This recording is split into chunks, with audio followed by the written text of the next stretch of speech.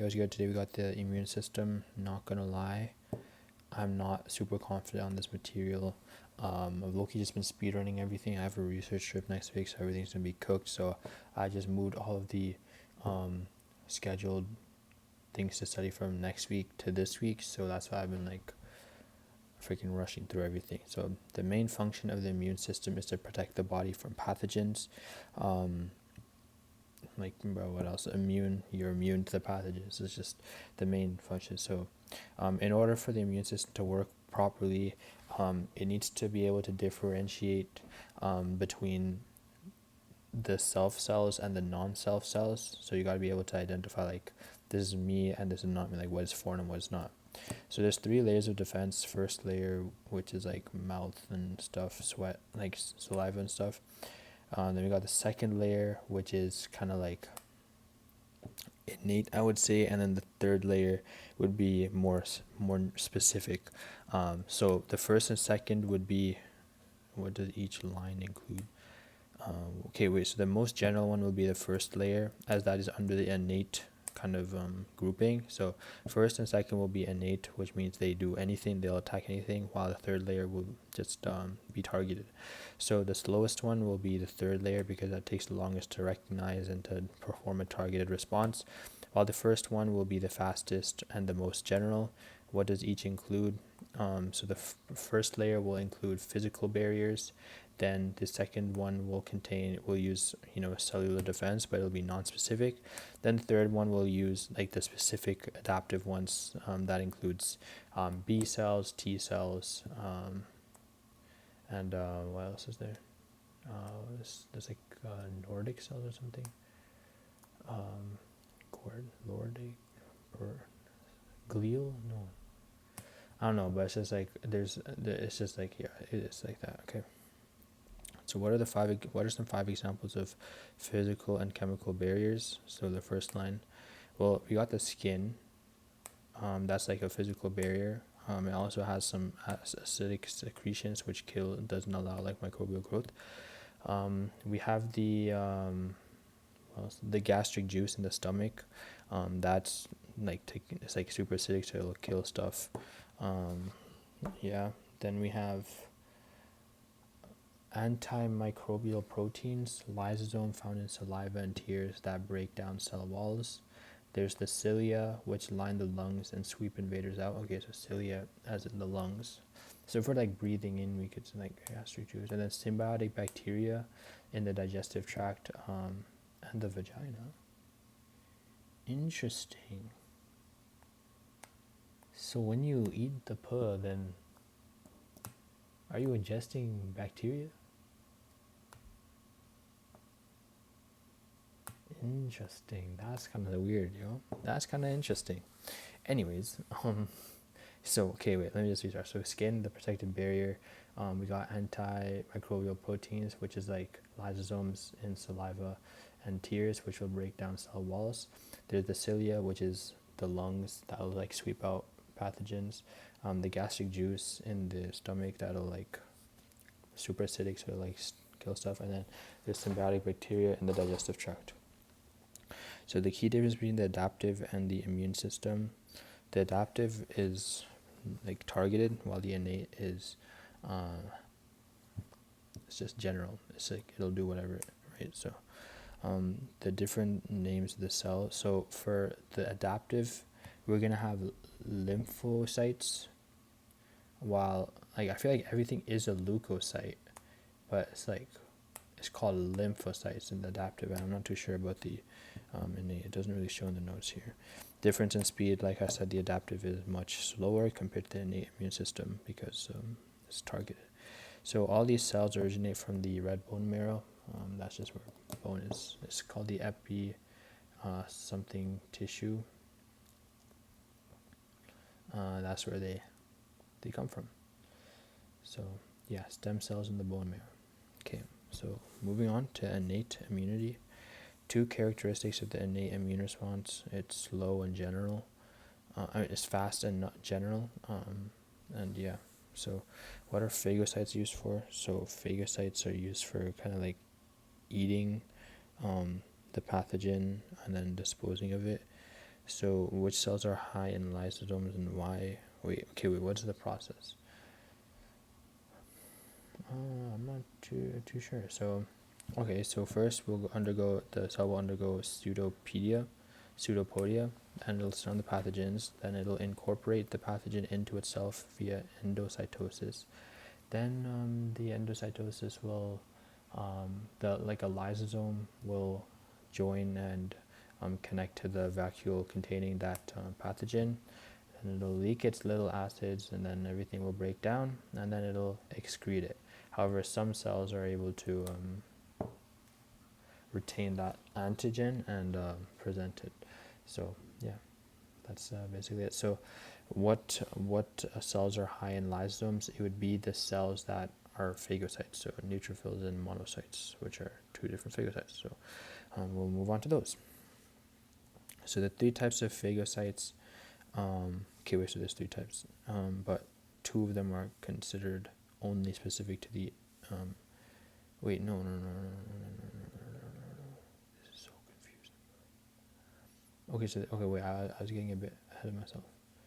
Okay, so there's five types of there's three types of phagocytes.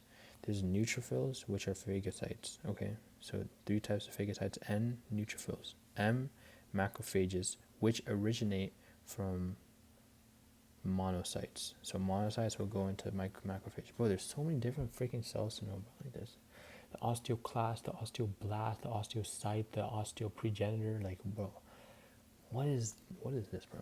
Okay, but anyway, so we got the neutrophils. Then we got the macrophages, which come from the I already forgot, bro. Microclass, monocyte. Okay, monocyte, and then D, we got the dendritic cells. Okay, so let me just try that again. So we got neutrophils. Okay, so where are we in the scope of things? So we're in the innate immune response. We're talking about phagocytes. Phagocytes will surround and eat the pathogen. Now these phagocytes, they have three types. There's the neutrophils, there's the macrophages, which originate from the monocyte, and then there is the dendrite cells. So how are neutrophils attached to these sites, and what is the process of diapedesis? How are they attracted to the site? So the process of diapedesis, that is when these neutrophils or leukocytes, or they will like get out, they'll squeeze through the blood vessel and go to the area that they need to be. So that's diapedesis. Okay, wait, leukocyte was the wrong term to use. Whoops. Brother, this is so cooked, bro. Mast cells. Three other leukocytes that are not phagocytes. EMP. Holy mother, bro. What does it mean to be...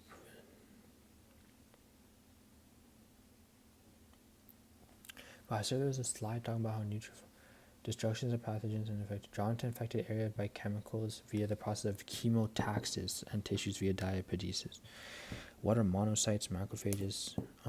Well, they phagocytize cell debris and pathogens in tissue, and then dendritic cells, they ingest pathogens and stimulate the acquired immune response. So do we need to know that? Okay. So neutrophils. So we got three types of phagocytes. We got neutrophils, which travel via chemotaxis to the area that they need to be. They go through the blood vessel in a process called diapedesis, and yeah. Okay, so now there's macrophages, which originate from monocytes. So monocytes are just cells that circulate through the blood, and then once they get out of the blood vessels via diapedesis, they will turn and mature or develop into macrophages. These macrophages will phagocytose cell debris and pathogens. Then we got the dendritic cells. Those will also phagocytize the dendritic cells. The stuff, and then it'll stimulate the immune response. So macrophages and dendritic cells are both considered professional antigen presenting cells. What does that mean? They just professionally present the antigen. They work with the T cells and report the pathogens. What are the other leukocytes that are not phagocytes? So there's three. There's eosinophils. Okay, wait, no, there's not three. There's four. Well, three technically. Okay, so there's eosinophils. Oh my god, bro. Oh my god. Eosinophils, which yeah. So these they destroy multicellular pathogens. So I gotta remember that eosinophils are multicellular pathogens. Eosinophils. How do you remember that? Many, like like fill many, like but fills end with like a lot of stuff. There's the basophils, which is like they do the next one, so that's not going to be optimal. So eosinophils. So I just remember that eosinophils are for multicellular. Mast cells, they're for allergic reactions. I remember that. What is anaphylaxis? I genuinely do not really know. I feel that's not important, but it's probably something related to allergic reactions. Maybe immune, inflammatory, perhaps. Okay. Basophils. Basophils are involved in the inflammatory response and are recruited to tissues when needed.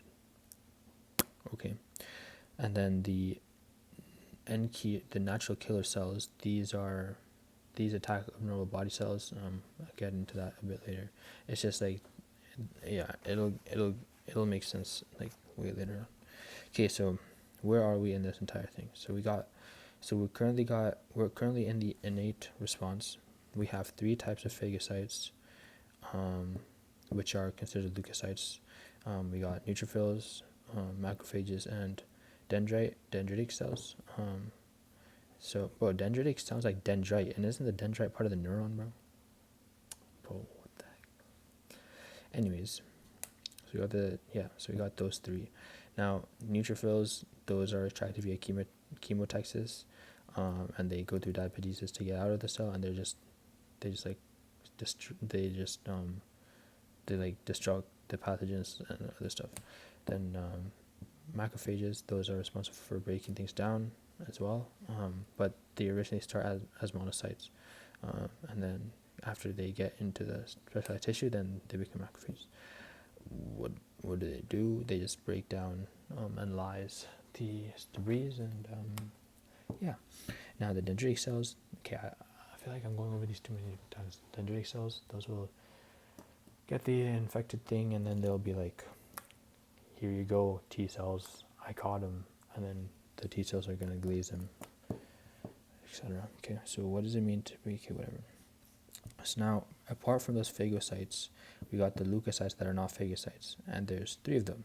There's the eosinophils, which work on multicellular pathogens, so they'll like group together and break them down. And there's mast cells, which are part of the allergic response, and then there's basophils, which also work in the inflammatory response and recruited tissues when needed. So what's the difference between mast cells and basophil cells? That's a good question. I'm going to look at this.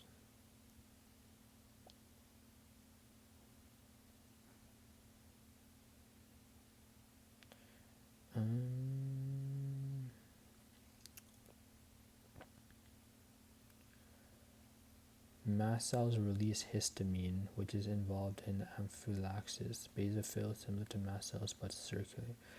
Okay, so basophils are constantly circulating while mast cells are not. Anaphylaxis is probably the dilation caused by histamine, I would assume. So, yeah. Then what are NK cells? Those will just attack weird cells. Okay, so we're into leukocytes from highest to lowest. So there's never let monkeys eat bananas. So never neutrophils let, what does let stand for? What is L? Lymphocytes? Wait, what are lymphocytes? Oh, lymphocytes are in the wait, let me just make sure. Lymphocytes are the A and B cells, right? The B and T cells.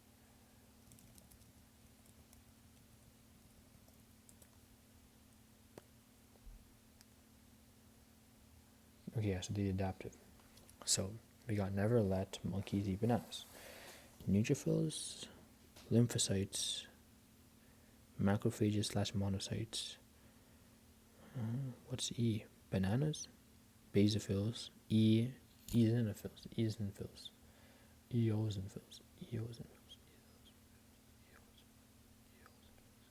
Okay. Which are at the blood level, which are at the tissue level? So monocytes neutrophils, eosinophils, and basophils, those are all in the blood. Because basophils circulate. That makes sense. Neutrophils circulate as well. That makes sense as well. Macrophages, they don't circulate. Monocytes circulate, but then the macrophages become macrophages after they get kicked out of the blood vessel. So that also makes sense. So the four in the blood level are neutrophils, monocytes,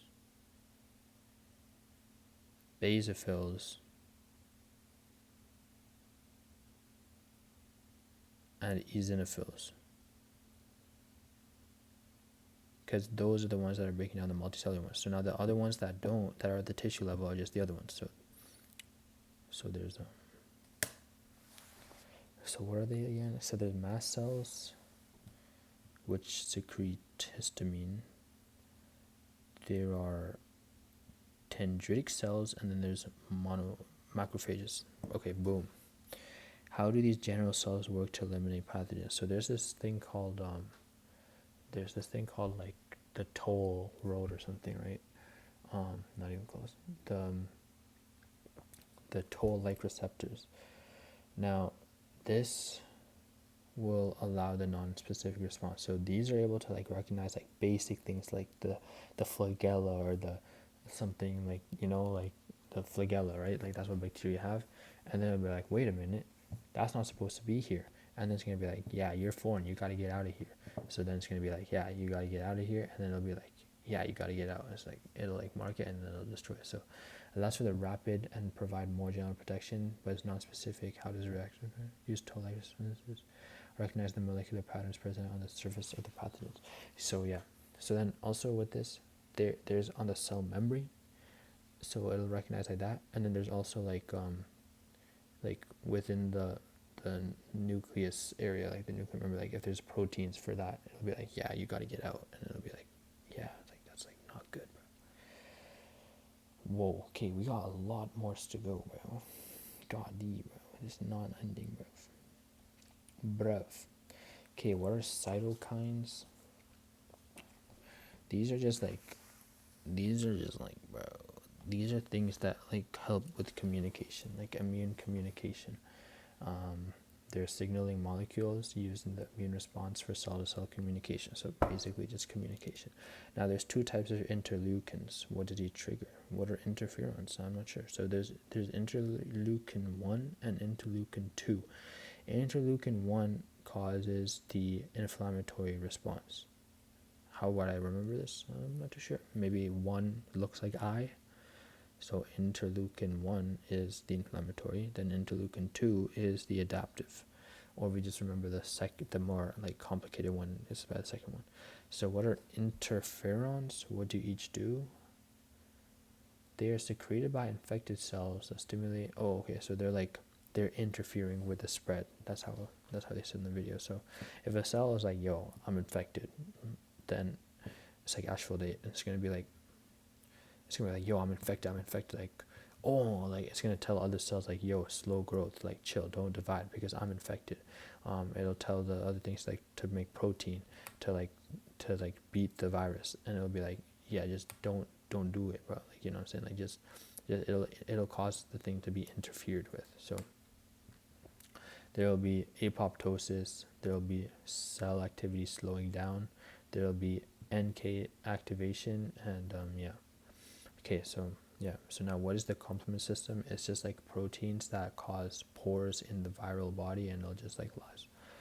Okay, nice. So what is the goal of the inflammatory response? Is to recruit as much blood there, so that as much like leukocytes and stuff can get there, and like fight against it. So there's 4 steps of the inflammatory response. The goal is to bring more of these cells, like I said earlier. What are drawn first? Neutrophils, I want to say. But again, I'm not too sure. So bring immune cysts to damaged area in response to injury. Okay, so vasodilation is caused by histamines,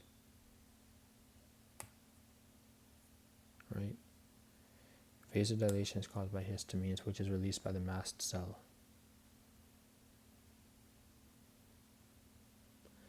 Vasodilation is caused by histamine. That is caused by the mast cells, I believe. Okay, yeah. So now, what causes inflammation? The prostaglandins. The prostaglandins will cause inflammation, fever, and pain, inhibited by aspirin. Then, what leads to the final rescue? The other immune cells, probably. Yeah. Various cytokines. Increased blood flow along the various cytokines allows for other immune cells to come to the rescue. What leads to the final rescue? Yeah, increased blood flow of the various cytokines. Okay, so the inflammatory response will have the goal of bringing more immune cells there.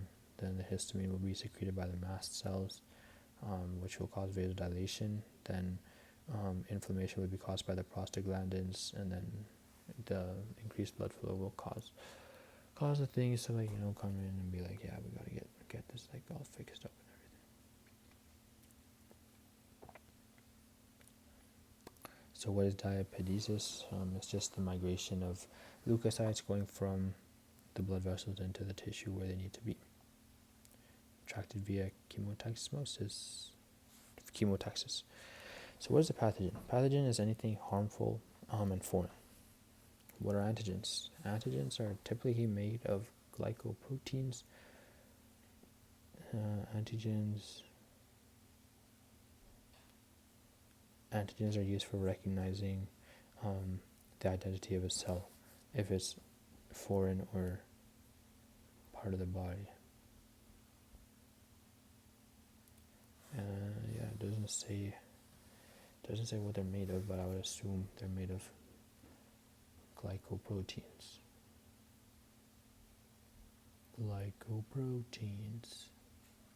Proteins has lipids on glycoproteins. Lipopolysaccharides. Nope, that's not it. Bro, I have to still study diversity of life, bro. That is sent, bro. That's gone. Antibodies, proteins that bind to antigens. Yeah, they're made of similar things, I would say.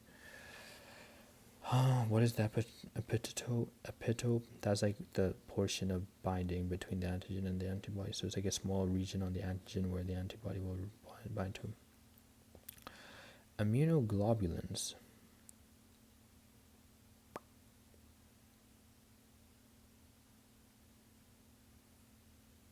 Immunoglobulins are also known as antibodies. I should have remembered that. Bro, there's so much I need to remember here. I literally forgot to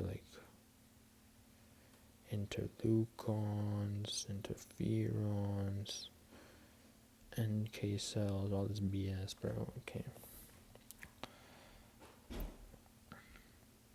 What are antibodies made of? Lipopolysaccharides. Not lipopolysaccharides, glycoproteins. Okay, on the cell membrane. So what are the 5 classes of antibodies? So there's, because it's called immunoglobulin, so it'll be IgG, IgA, IgM, IgE, IgD.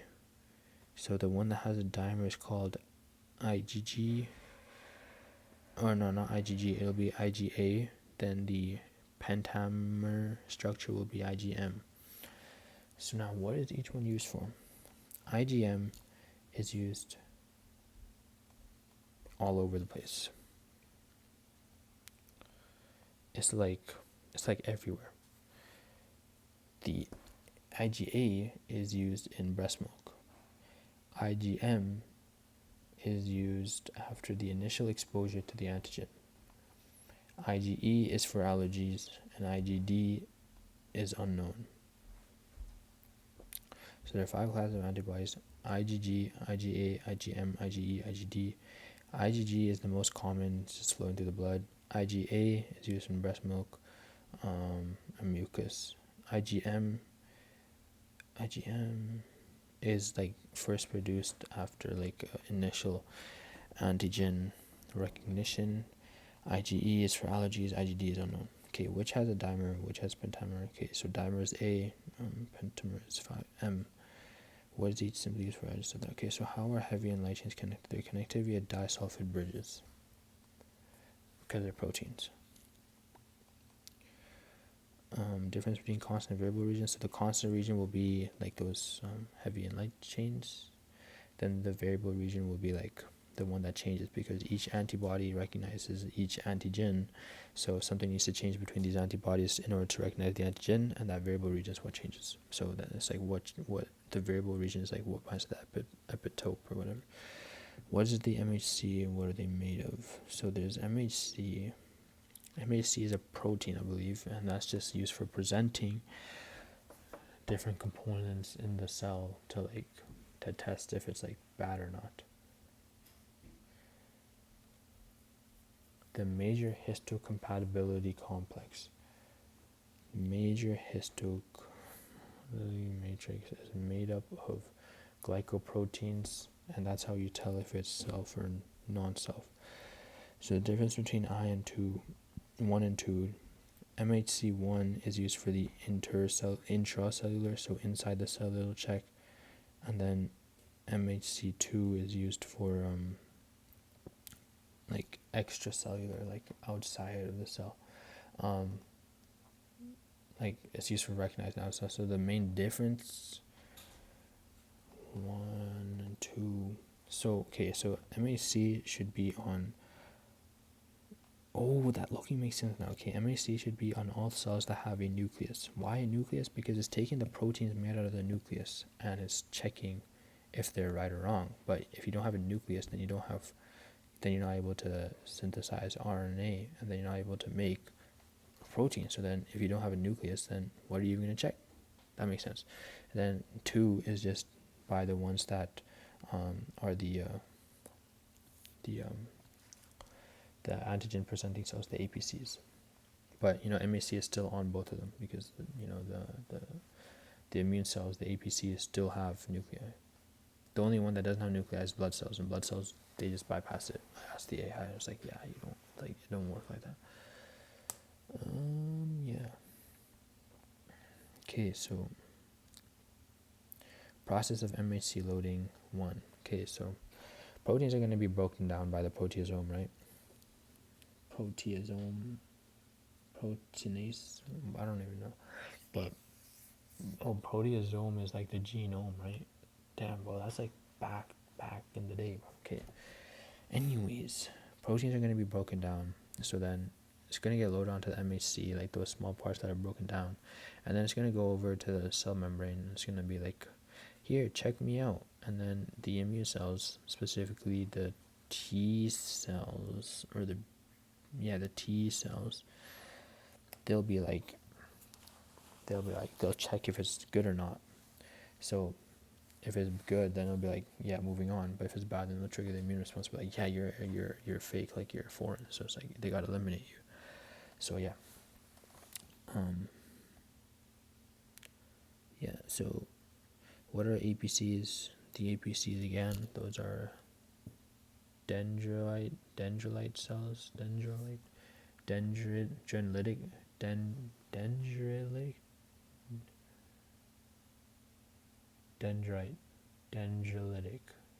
Bro, how did I already forget that, bro? Dendritic cells, bro.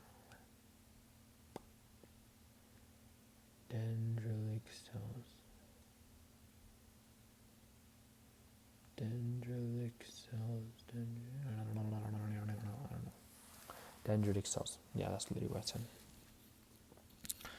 So dendritic cells, B cells, and macrophages. So the loading process with these is a bit different. So for dendritic cells and macrophages, they're gonna find the antigen, right? Like they're gonna find like the foreign thing, like in intercellularly, right? Like in the matrix area, wherever they're floating. And then it's gonna be like, something seems off. And then it's gonna check it, and it's gonna incorporate it and engulf it via phagocytosis. Then after doing the phagocytosis, it'll be like, it'll take that antigen from that thing, that the foreign thing, and it'll hold it and present it to the other cells of the immune system and be like, yeah, we got a foreign, we got him, boys. And then it's gonna like trigger the immune response.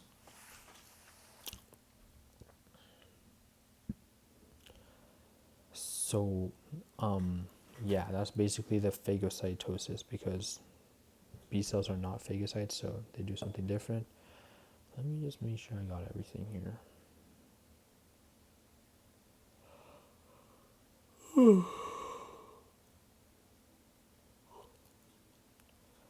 Bro, I had the entire day, but I just kept on like lacking, bro. I just had an interview today, bro, and it low-key went so bad that I was just like so like I was so out of it for the rest of the day because I was so mad. Okay, anyways, so the difference with B cells is that they're gonna have these B binding receptors, right, on the outside. And it's gonna bind to those foreign antigens. It'll then take in that foreign antigen, and it'll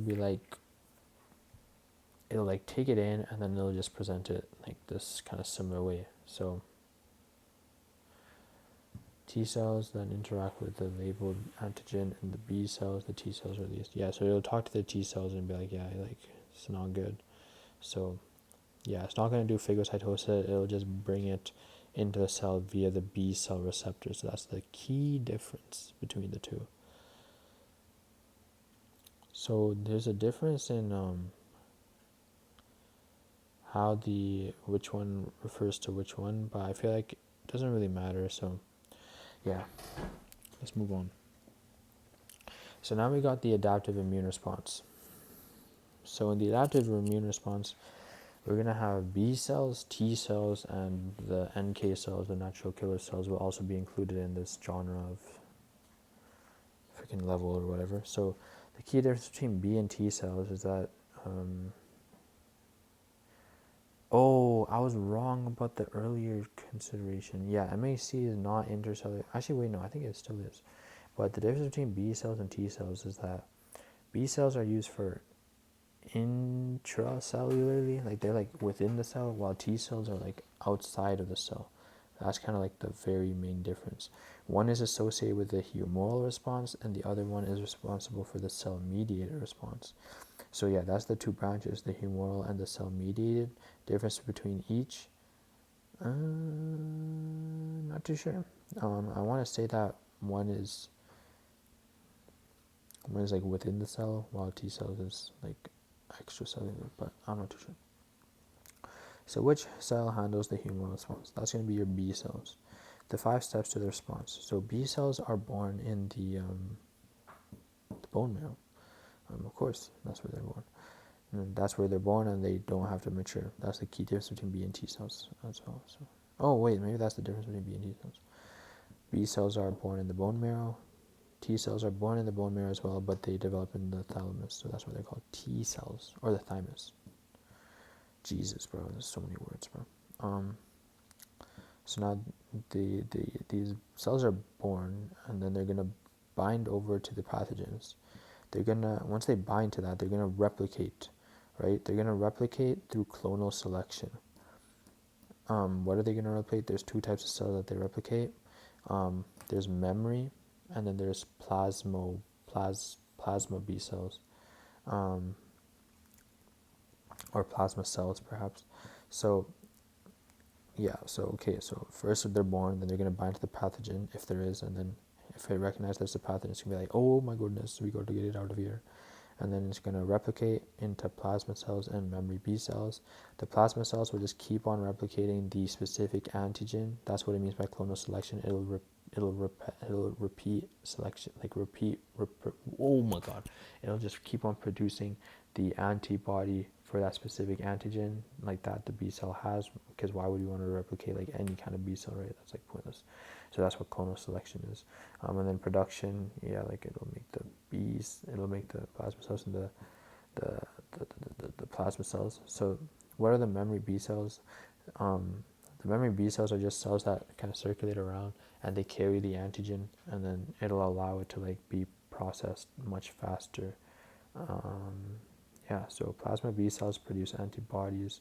These free floating antibodies are also referred to as immunoglobulins. Sick. Isn't that what immunoglobulins was? Isn't that a word that I looked at earlier? Immunoglobulins. That's a type of antibody. Sheesh. Look at us connecting topics. So, yeah, the memory B cells will be able to rapidly repeat, and it'll have long-term Oh my God, there's so much long-term kind of thing. So, what are the functions of antibodies? Oh my goodness gracious, bro. Okay, so opsonization is okay. There's like a thing for this one. Opsonization. Okay, one of them is like agglutination. I feel like is when a lot of antibodies will like bind to it, and then it'll bind to it and prevent it from doing stuff. That's what agglutination is. Neutralization is when a bunch of antibodies will. Wait, no. Wait, I got it backwards. So agglutination is when a lot of antibodies will combine with the pathogen, and it'll cause other pathogens to join, and then they'll all combine into one big clump, and it'll be ineffective. Neutralization is when antibodies surround the pathogen, and then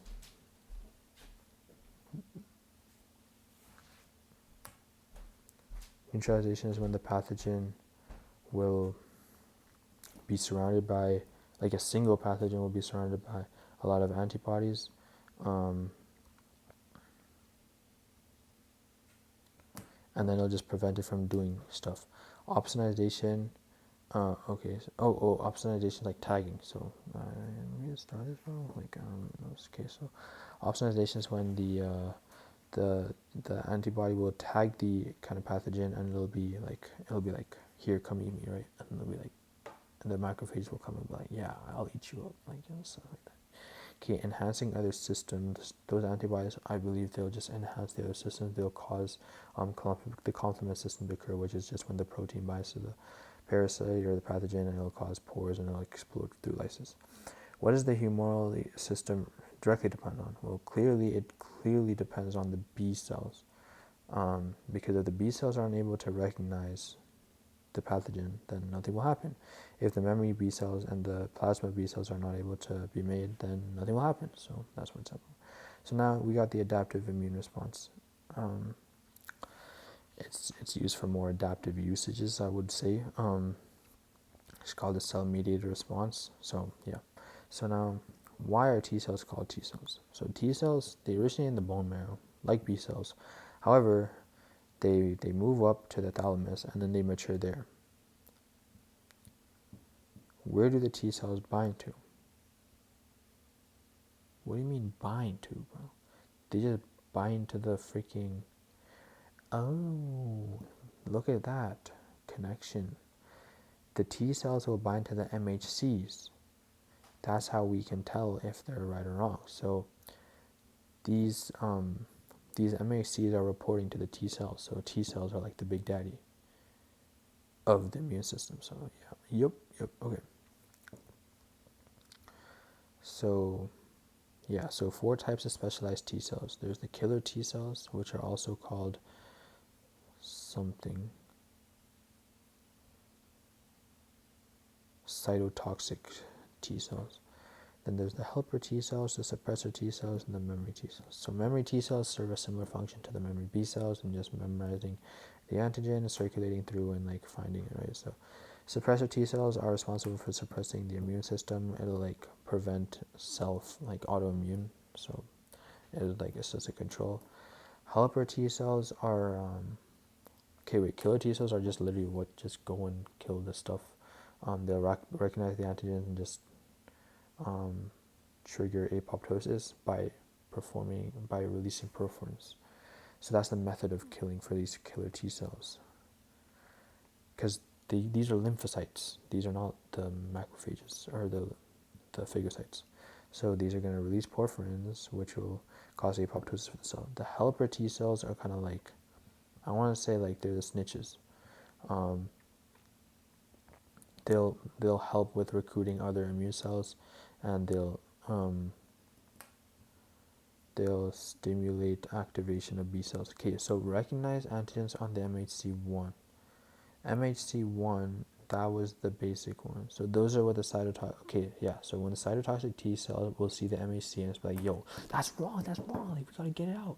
Then it's gonna be like, yeah, you're done. And it's gonna kill the cell through apoptosis by releasing porphyrins.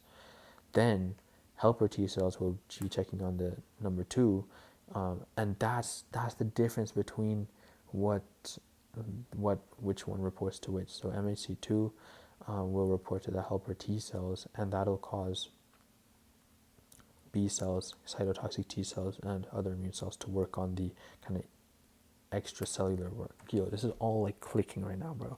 This is why I like to verbalize it. Like it takes a long time, but it's like okay, making sense now. So where were we now? So yeah, that's all. Memory T cells. Okay, anyways. So which of these recognizes MHC1, killer T cells, and then MHC2 is helper T cells? Why do we need the natural killer cells? Well, I'm glad you asked, little Timothy. So sometimes pathogens will come into MHC1 and they'll be like, bro, this is so annoying. They'll be like, this one more. Okay, so why do we not need natural killer cells? I'm glad you asked, bro. I'm glad you asked. So sometimes the pathogen will go in and it'll inhibit MHC production.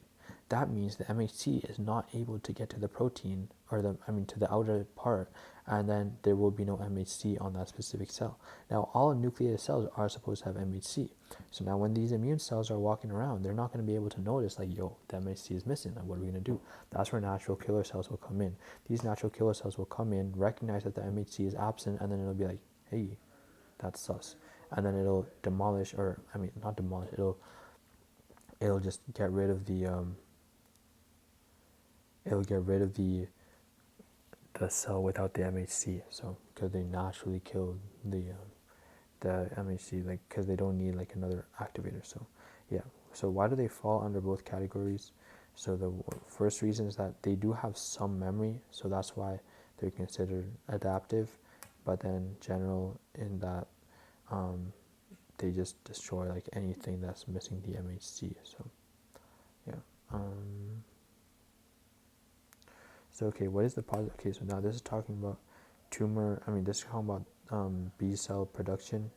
No, not B cell, T cell maturation. So positive selection is just checking like, yo, can the T cell bind to the MHC properly? There will not be any antigen present, but this will happen in the cortex, in the outer region.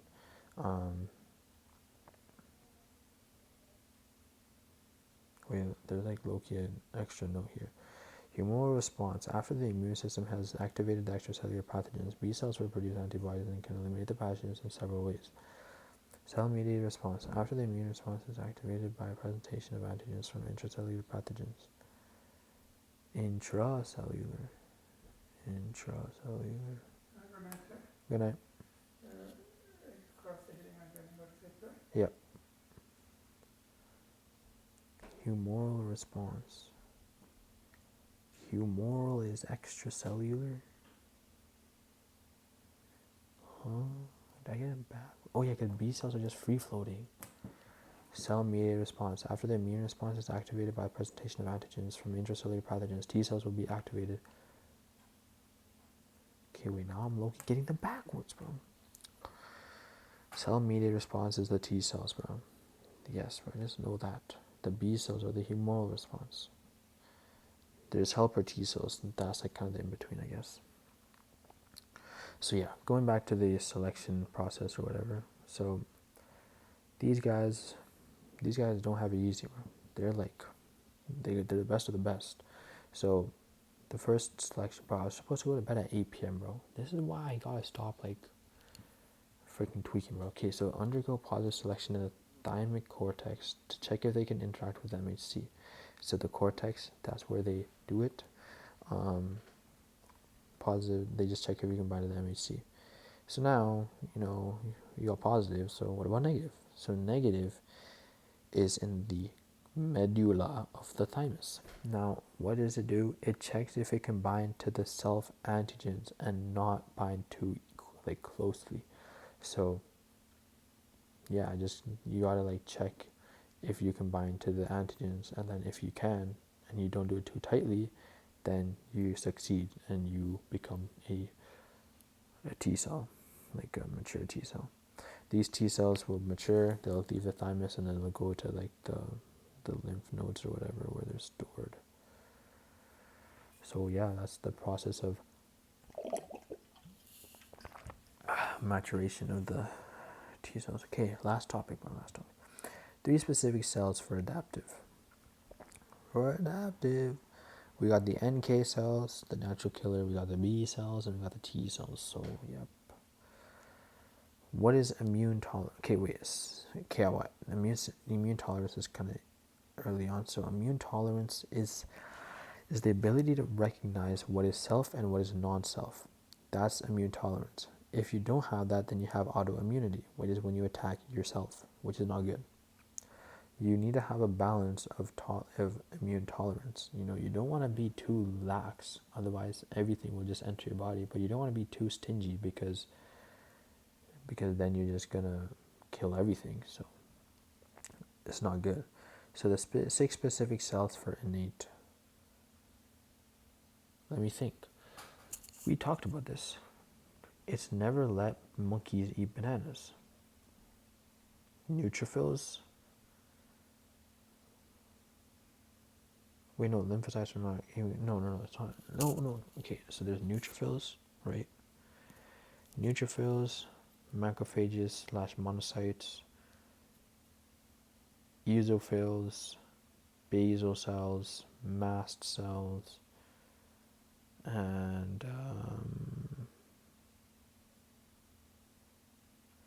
okay, so mast cell is not here. Okay, we got neutrophil, macrophage, dendritic, basophil, and eosinophil. So what happened to the mast cells, bro? What happened to the mast cells, bro? What happened to the mast cells? And we also got NK. So you got the eosinophils, the macrophages, which are macrophages and the dendritic cells, the basophil, and the neutrophil. Then we got the 2 types of acquired immunity. Wait, then we got the other ones for the 3 specific for the adaptive. That's what I just said earlier. Okay, so 2 types of acquired immunity. So there's acquired and then there's passive. Wait, no, not acquired. No, wait, I'm getting backwards. There's acquired immunity. We break that down into active and passive. Passive is like, yeah, your body didn't do anything. Then active is like, it's like active, like you did it yourself. So active, that's like vaccine. Like you get the vaccine, you build your own antibodies. You're the one, right? You're the one that's building it. Active is like, then natural is like you genuinely like you got the exposure to the pathogen, you like made it. While artificial is like, yeah, you got the broken down version of it and you're like make a wish, right? So yeah, 2 subs of each one. So now if we go back down to the passive ones, there's 2 subs. So there's again natural, which is like from your mom, the placenta or mammary glands, and then you could like literally like get the antigens or the antibodies like put into you via serum injection. That's like how snake venom stuff works, like so that you don't get paralyzed. There's also something about antibiotic and antibiotic resistance. So yeah, you don't want to have too much antibiotics, otherwise the freaking bacteria will become like immune to it because it'll like mutate and adapt, right? So yeah, okay, that's all.